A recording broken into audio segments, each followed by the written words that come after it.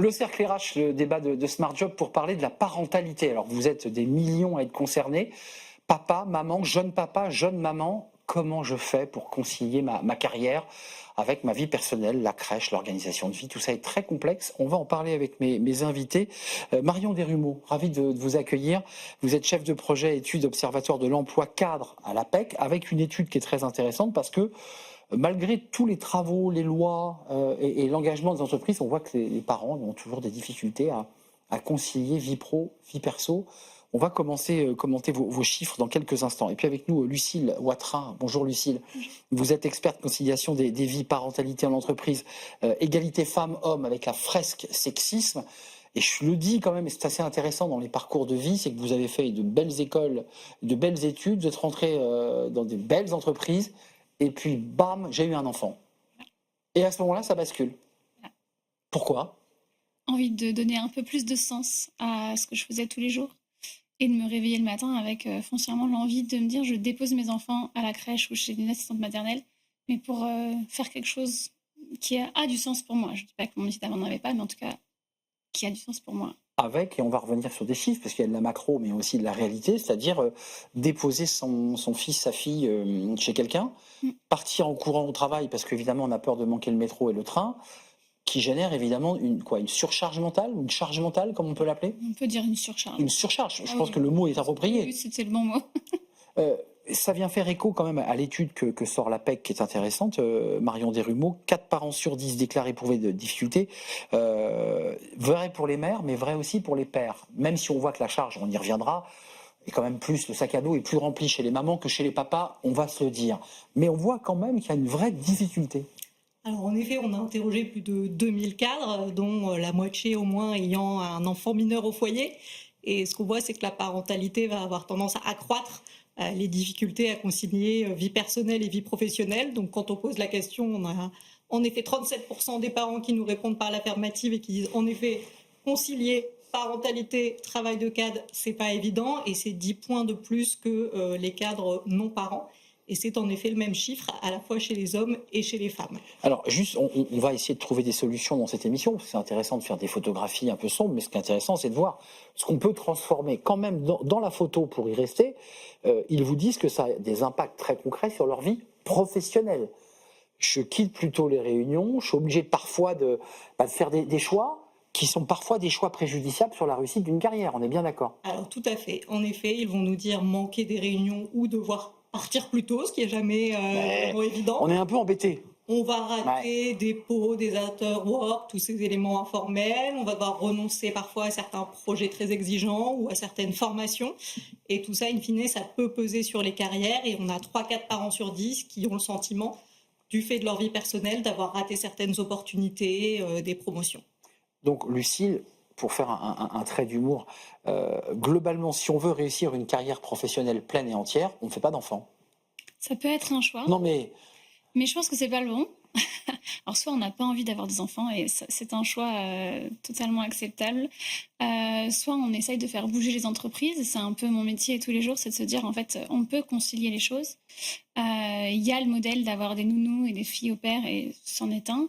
Et puis il y a le modèle de dire j'ai besoin du temps pour m'épanouir pleinement dans mon rôle, de voir mes enfants, de m'engager dans des associations, de faire du sport, de regarder des séries à la télé. En bref, de faire ce que je veux de mon temps, mais du coup, que l'entreprise puisse s'adapter à ses collaborateurs et collaboratrices et que ce soit pas l'inverse, en fait. Donc, et là, il y a des dirigeants qui disent mais non, ça marche pas. Ils nous regardent là, ils disent mais c'est pas à l'entreprise de s'adapter au rythme de vie, c'est aux salariés de s'adapter puisqu'elles ont signé un contrat, elles ont signé un contrat de travail auquel cas elles s'y plient. Enfin, vous voyez ce que je veux dire ? Oui, je vois bien. Ça, vous devez avoir ce genre de réponse de dirigeants. De dirigeants, oui, de RH qui ont compris qu'il fallait aller sur ces sujets-là de moins en moins. Et heureusement, on en parlait en préambule. Ils ont compris qu'en fait, si on investit sur ces sujets-là, si notre salarié va bien, elle est plus performante ou plus performant, moins absent, moins de stress. Et elle va être plus fidèle. Et quand on sait combien coûte le turnover et le recrutement à une entreprise, in fine, les économies sont vraiment non substantielles. Quand même, vous, l'APEC, vous avez cette photographie. Juste un point, il est essentiel. Il y a des petits tableaux. On voit quand même que les mamans portent plus sur leurs épaules un certain nombre de responsabilités. On l'évoquait, d'ailleurs, c'est vous qui évoquiez le matin, vous emmenez votre enfant. C'est plutôt les mamans qui font ça. C'est-à-dire, je dépose, je vais récupérer, et ça génère évidemment un stress de dingue, pendant que le papa probablement fait des choses essentielles, mais en tout cas pas ça. Est-ce qu'il y a aussi un travail sur le rééquilibrage des tâches entre le papa et la maman? Parce qu'on a beau dire qu'il faut que l'entreprise s'adapte. Est-ce qu'il ne faut pas que le couple aussi s'adapte? Alors, ce qu'on voit en tout cas côté cadre, c'est qu'on a plutôt, on va dire, des atouts pour gérer la conciliation. On a une forme de flexibilité dans l'organisation du travail. Oui. Cadre au forfait, donc on peut s'organiser. Cadre au forfait, on a une capacité à ajuster ses horaires en fonction de motifs personnels, et les cadres, et notamment les cadres parents, nous disent qu'ils utilisent cette possibilité. On a le télétravail qui permet en effet de gérer parfois et d'essayer d'être sur les deux fronts. Mais ce qu'on constate, c'est qu'en théorie, les pères cadres et les mères cadres ont cette même flexibilité. Mais dans les faits, c'est beaucoup plus les mères qui vont l'utiliser. Et c'est beaucoup plus les mères qui vont avoir en effet cette double journée, qui vont aller plus souvent déposer et récupérer les enfants. Donc ça évolue lentement à l'école. Elles prennent plus en charge encore la majorité des tâches domestiques. Et on a un chiffre intéressant dans l'enquête. On leur a demandé, quand vous avez un enfant malade, comment ça se passe dans la majorité des cas. Donc on leur c'est la maman qui le garde. C'est la maman, c'est vous, c'est le conjoint ou la conjointe, ou c'est au cas par cas, voire vous avez effectivement une tierce personne quand c'est possible. 50% des mères cadres ont dit c'est moi le plus souvent. Du côté des pères cadres, c'est 18%. Épuisement professionnel, charge mentale, épuisement, ça c'est dans l'étude APEC. Il y a quand même des chiffres qui sont très alarmants parce qu'en fait ça use. Vous avez renversé la table pour vivre votre passion et votre métier de coach. Les femmes que vous avez en face de vous et les hommes, parce que je pense que c'est ouvert aux femmes et aux hommes, vous les sentez épuisés, vous les sentez un peu au bout du rouleau? On a des chiffres là, récemment on en parlait en préambule, mais avec Mother Matter, ça fait une étude sur 10 000 mères en Europe. On a plus de 50% des femmes qui souffrent de problèmes de santé mentale. Donc on est vraiment sur un sujet où troubles psychiques, anxiété, dépression postpartum, burn-out. Directement liés au sujet dont on parle là. Oui, on est sur 10 000 mères en Europe. Et les chiffres sont exactement les mêmes en France si on prend que la partie française. Si on doit rentrer dans la partie de notre émission des solutions, on arrête les réunions à 18h. Enfin, c'est des choses que vous posez sur la table. Quand on est convoqué pour un meeting, comme on dit, à 18h, et qu'on sait qu'à 18h, on sera à la crèche, enfin, il se passe quelque chose dans le corps, là, quand même, ou dans le cerveau. Mais ça, c'est des choses qu'on met en place en entreprise. C'est dire pas de réunion avant 9h30, pas de réunion après 18h. Ça n'empêche pas de faire son travail le reste de la journée, parce qu'il faut savoir qu'un parent acquiert des compétences de dingue, et donc multitâche, beaucoup plus rapide, on apprend à être focus, on apprend à aller plus vite. Donc forcément, on y gagne aussi à devenir parent. Donc vous dites que quelqu'un qui devient parent est plus productif dans une entreprise, c'est ce que vous dites? Je pense que ça joue sur la productivité et sur le fait qu'on a moins de temps pour faire les choses parce qu'on est contraint par les horaires de crèche ou de l'assistante maternelle. Donc il faut être efficace. Et du coup, on n'a pas le choix en fait. On passe moins de temps à la cafette, on perd moins de temps aux discussions informelles et on va à l'essentiel de son boulot. Ce qui ne veut pas dire que les non-parents ne sont pas efficaces, bien au contraire, mais en fait on n'a pas le choix parce qu'on a, devant notre journée et après notre journée, on a des cuts qui sont obligatoires. Sur cette question-là? Alors justement, je rebondis là-dessus et sur la question précédente de la santé mentale.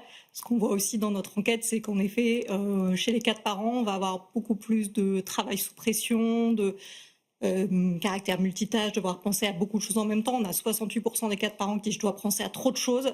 On en a 45% qui vont nous dire vraiment je travaille assez souvent sous pression parce que j'ai ces contraintes horaires-là et que je dois être partie à telle heure. Et in fine, ça génère effectivement de l'épuisement professionnel, du stress, etc.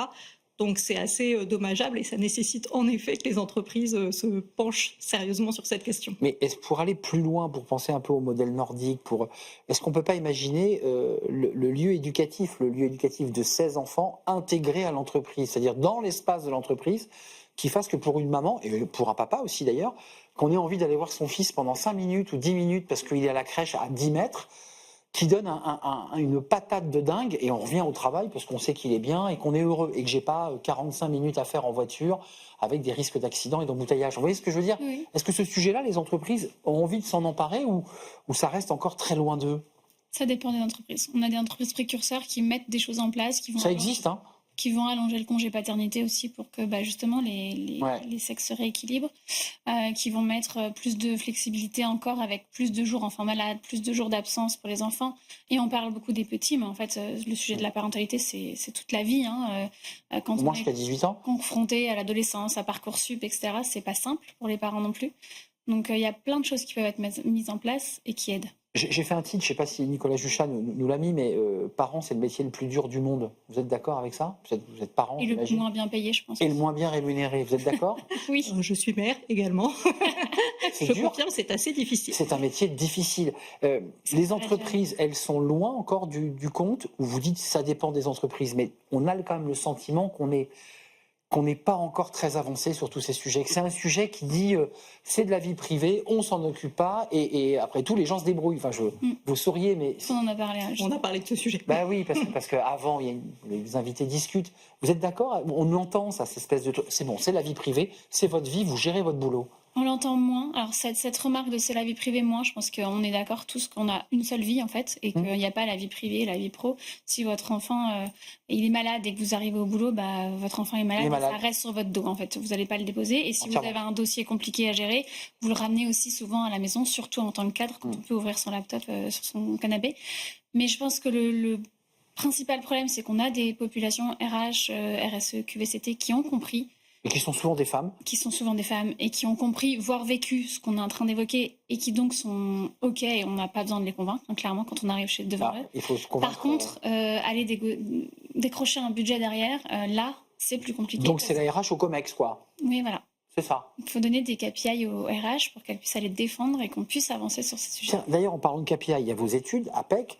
Est-ce qu'on est capable, parce que c'est important aussi pour le travail que fait Lucile, d'avoir des KPI, c'est-à-dire l'idée du ROI, en disant, mais si vous dépensez de l'argent sur ces sujets, vous en récupérez en quoi? En productivité, en motivation, en engagement? C'est ça le...